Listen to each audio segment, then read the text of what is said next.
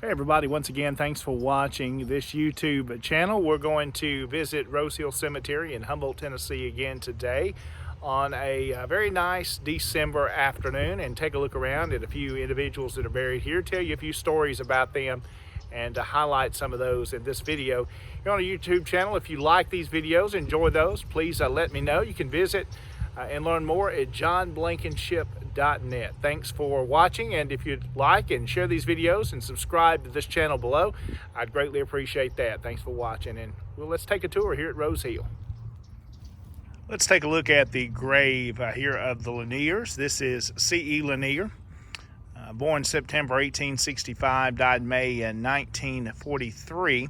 He was one of Humboldt's mayors, one of the first mayors to be in what's known at the time of the new City Hall. Now we call the old City Hall at 1200 Main Street. Mr. Lanier was, I believe, in the grocery business, downtown Humboldt for many years on the south side of Main Street, about where the Mexican restaurant is now in December 2020. But Mr. Lanier is buried here, and then there's some of his descendants around by the Humphreys family, which of course ties in to the Lanier family.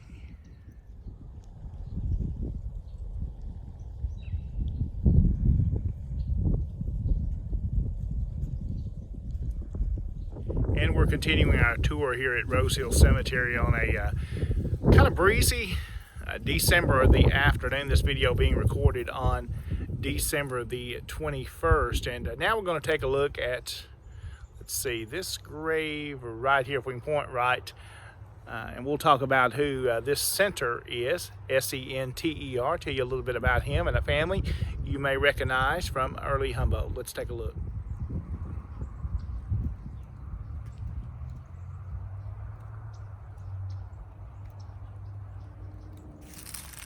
We're at the grave of William T. Center here, S-E-N-T-E-R. It's kind of hard to read here on this obelisk of his. He is the son of Reverend Moses Easter Center, who was Humboldt's first mayor, early Baptist minister in the area. W.T. Center, of course, lived here in the city. He was a Confederate soldier during the war between the states, and you can see he was born in, again, you can see it better on the camera here, it's 1841. And he died in 1892. Many descendants of this line of centers are still in the area. His wife was Annie, wife of W.T. Center, born October the 14th, 1853. And she died July the 26th, 1889. There's some others on here. Of course, you can see the center name here. The epitaphs are kind of hard to read. There's some of the growth of moss on these, so we're not going to try to read these, but you can see these here. Some of the engravings on this marker. There's other family members buried right next to them. You'll see the Rooks family up there as well. We'll talk about some of these others as we continue our video.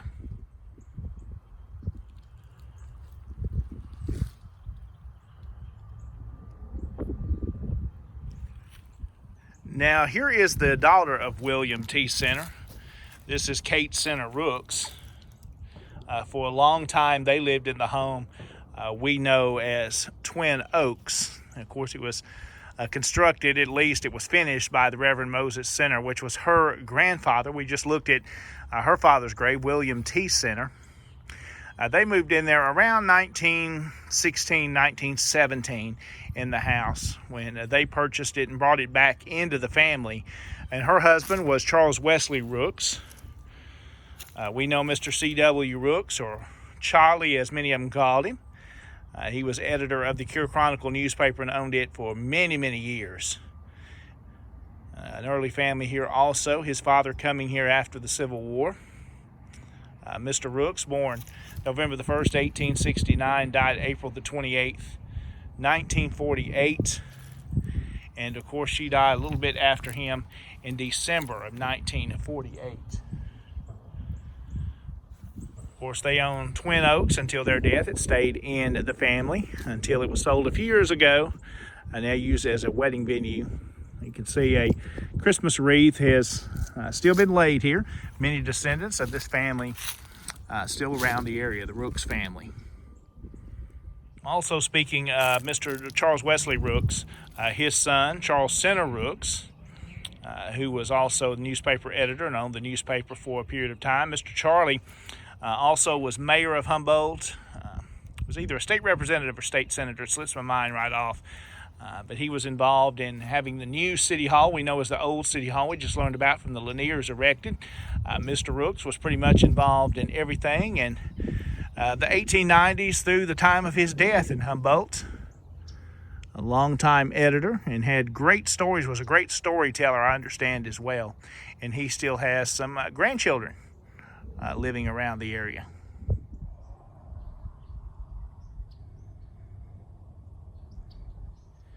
Well, I want to talk to you again a minute about the next graves that we are going to look at that you can see here behind me.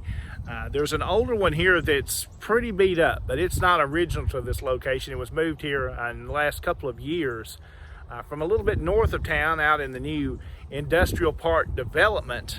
It was unearthed and found, not recorded over the years, so it was a previously unknown burial. This is Louis Holleman or Holleman. Not sure on the pronunciation. He was an early settler here in the county, lived in the southern part, owned a good size, you could call it a plantation, but farmland, owned a good bit of land, had several slaves, came here, I believe it was from North Carolina. We find a death notice, so to speak, in one of these newspapers from relatives that were still in North Carolina. It tells the exact death that is on his tombstone. Which is part of his name is missing, and we're going to see that. The top part of the stone wasn't found. We'll talk about that. But the other two obelisks you see here in the front, they're of his descendants. His son is buried here. So we'll talk a little closer, a little more about them as we get a little closer on the stones.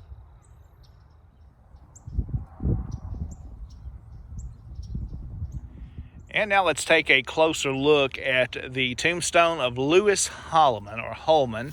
Not 100% sure on the pronunciation of the name. As you can see, part of his name, the Louis part, is missing. You can see the recent break. This tombstone was unearthed on the Gibson County Industrial Park just north of Humboldt, where the new roadway for the Tyson facility was built. It was just a little bit off that.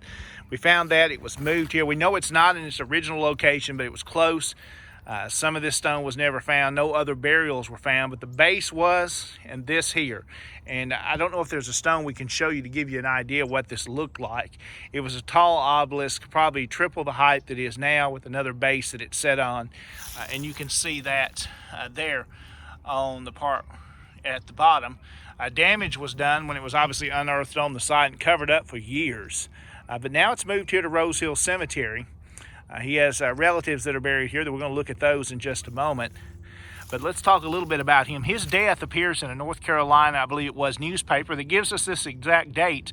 So I was able to confirm for sure who it was, because at first we didn't know his name and he's never been recorded. So we're going to get a little marker to put on here that tells the coordinates of where this stone was found and where he was probably originally buried.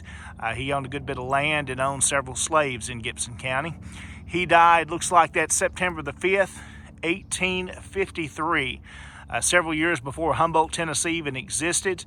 There wasn't a community here. He died before the railroads came into the county. And you can see how old he was there.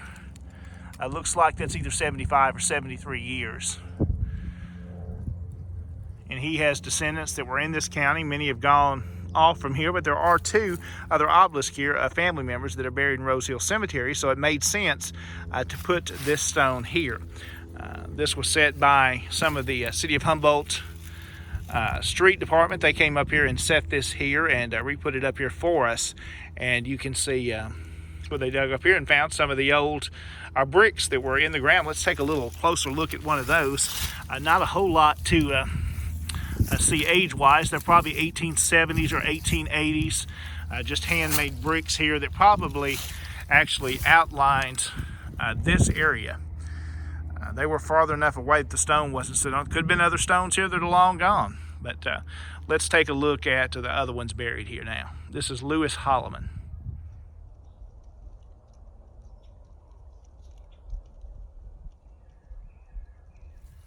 We're up close to this obelisk here. There's several names. There's several buried here. We'll give you an idea where it's sitting from the stone that was moved here of the father. This is his son, J.J. Holleman, or Holleman. Not 100% sure on the pronunciation, but something worth noting here is the spelling of his name there, Holleman, compared to his father's name on his stone, which is Holloman. So somewhere the makers spelled his name wrong, but we do know this is the son, born May 1814. And it's interesting to notice this. I'm just noticing this myself. Buried, that looks like Boonesboro. Is that, what is that? Let's take a little closer look, see if we can, that looks like Boone, that is a B. Boonesboro, Arkansas, I believe, is that. June the 18th, 1882, he died. So I'm going to do some more research on that and may leave something in the comments. But that is him. Here's the mother, Mary A. Holleman, wife of J.J. Holleman, born November the 21st. Looks like 1824, died October the 7th, 1894. And again, you can see the spelling there. Looking around the monuments, I don't believe there's any other names on that obelisk. So let's walk around here to the other obelisk next to here. You can see the name there on the front. This is ML. This should be the child of JJ, most likely, without doing some research on the genealogy. Born January the 8th, 1852, died February the 20th, 1889. And there you can see the epitaph, which is kind of hard to read here in person. Maybe you can tell a little bit better on camera. You're going to see my shadow in this one here, and I believe that is the only one that's inscribed and chiseled in on that one. So obviously he must have had this one erected for his father and mother, who says they're buried at another location, which I'm just now noticing that. So more research will be needed. Next to him there is one more grave. This is Mosella M. Holleman, 1856 to 1930. Most likely another child here of JJ. And let's look over here. I don't believe this is one. This may be another family here, and it is. That's a Rainey. So there are those. New discovery for me today. I have to do some more research on, but it made sense to bring the oldest monument of Lewis up here and put him with his family. Obviously, he's not buried at this site, and we're going to get a little marker to put with this to tell that. Now, you can see the little pile here is where these bricks were made to set that.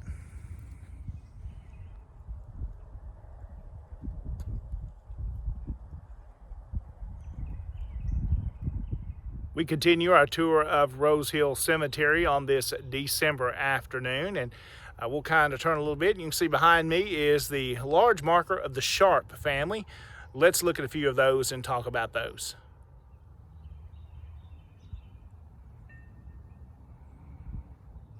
Now we're at the plot at Rose Hill of the Sharp family I was telling you about, and let's look at a few of those that are buried here. Obviously, there's a larger marker here in the center, and these smaller ones, which have probably replaced older markers on some of these when the larger one was set. You can give you an idea of the wealth of the family by the size of that marker. I'm 6 foot tall, and if I stand by that on the ground, it's just a tad bit taller than me. But let's look at some of the ones that are buried here. First, let's actually, we'll see George A. Sharp and Theo, but we want to jump on down to these and then kind of go backwards in the genealogy. This right here is Oscar C. Sharp. He was born March the 7th, 1856, died June the 29th, 1921. O.C. Sharp will be a name you'll recognize if you do any research in the early history of Humboldt, with him owning a dry goods store. O.C. Sharp was open till about the time of his death, the 1920s, when the Thweet brothers would take over that store. That building is still standing that O.C. Sharp built in the 1880s. Around 1887, he built that. That's now known as the Opera House. Now, O.C. Sharp originally had an opera house on the second floor of that building, and some of the evidence of that is still there. He got started with a man by the name of Holleman, I believe it was. He was a Jewish merchant. He worked for him and got into the dry good business as a clerk, would later take over that store himself and continue that for many, many years. We're not going to talk a lot about his child, Ada Sharp McGlathery. She married James W. McGlathery, who was postmaster here and a merchant here for a long time. But let's kind of look at the ones, others that are buried here. This is Johnny Sharp, Johnny A. Sharp. Obviously, he was a youngster, 1858 to 1859. Most likely is buried at this site. Obviously, these are later markers put down, probably in the teens or the 20s when these were done. So this comes from an older marker, or replacing an older marker. There is a possibility that this Sharp family could be buried somewhere else, and these are just to mark their graves. Not 100% sure by the age of it. They could be buried at Old Shiloh, north of town, or in a family cemetery. There were some other Sharps buried that we don't know where they are, so that's a possibility, but there is a marker here for Johnny, which is, I believe, a brother to Oscar. We'll kind of look on a little here. Now, this one, it gets a little confusing without going into a lot of genealogy. George A. Sharp, who was born in 1830, died in 1859. He is the father of Oscar Sharp we were telling you about now. He died when his son was just a youngster, and then this man next to him took over and pretty much raised him. We call him Theo, T.A. Sharp here, 1822 to 1888. He married, if memory serves me right, the wife of George, Martha House, and raised those children. She was 1832 to 1910. An interesting genealogy. You can do some of that on your own and look some of that up. But the Sharp family for a long time was involved in this community. At one point, T.A. Sharp was a marshal here in the city. We've got an old photograph of him you can follow on our Humboldt Historical Society Facebook page. You'll see of downtown Humboldt in 1873. Well, T.A. Sharp is in that photograph when he was city marshal. Now, whether George A. Sharp is actually buried here, I can't give you that answer. There's a possibility this cemetery was founded late 1850s. There were burials up here, we know for sure, but it is a possibility that he could be buried elsewhere. But the Sharp family, an early family of Humboldt that had some wealth, was in business here for a long time. And it seems like there was something else I wanted to tell you on George A. Sharp. But again, what would be Oscar's uncle actually raised him. And how we know that that's his father, there is a history that was told in the 1920s that tells us that gives us that information. So that's some of that things you wouldn't know if you didn't have these histories written down. So there's a little bit about the Sharp family that is buried here at Rose Hill. And let's walk a little closer to the large monument. I want you to get an idea, and we'll spin the camera around and let you look.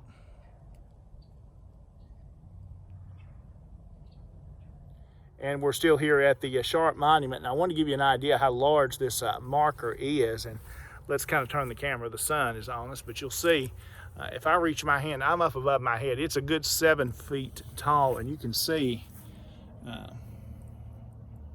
how large that marker is.